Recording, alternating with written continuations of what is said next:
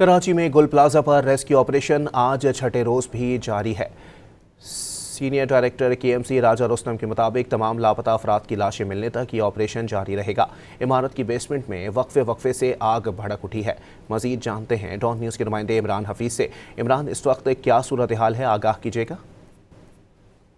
जिस वक्त मैं गुल प्लाजा से मुत्तसिल डीसी ऑफिस के अंदर मौजूद हूँ, यहाँ पर जो है वो जो सीनियर डायरेक्टर यहाँ हमारे साथ मौजूद हैं। इनसे मालूम करते हैं क्योंकि ये तमाम जो इमदादी सरगर्मियाँ हैं उसको ये हेड कर रहे हैं। ये बताइएगा कि यहाँ पर जो भी इमदादी सरगर्मियाँ हैं उसके हवाले से ज़रा बताइएगा कि कहाँ तक पहुँचा और क्या स्टेटस है अभी। बिस्मिल्लाहिर्रहमानिर्रहीम। हम गुज़श्ता 3-4 रोज़ से 24 आवर काम कर रहे हैं जी। अभी तक 2-3 दिन के अंदर हमने तकरीबन 65 या 69 के करीब डेड बॉडी रिकवर कर ली है।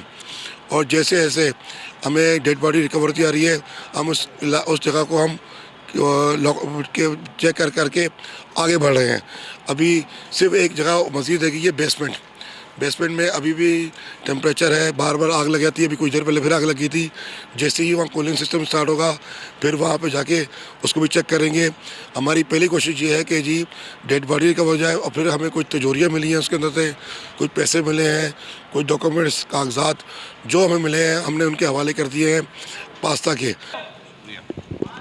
जिस तरीके से इनका ये कहना ये था कि जिस तरह ये हेड कर रहे हैं तमाम जो रेस्क्यू के अमल को, इनके कहना है कि मज़ीद से 2 से 3 दिन मज़ीद दरकार होंगे इस चीज़ को क्लियर करने के लिए। और ये जान पर खेल कर जो है वो रेस्क्यू का अमला जो अपनी इमदादी सरगर्मियों में अपने फ़राइज़ अंजाम दे रहा है। जी बहुत शुक्रिया इमरान।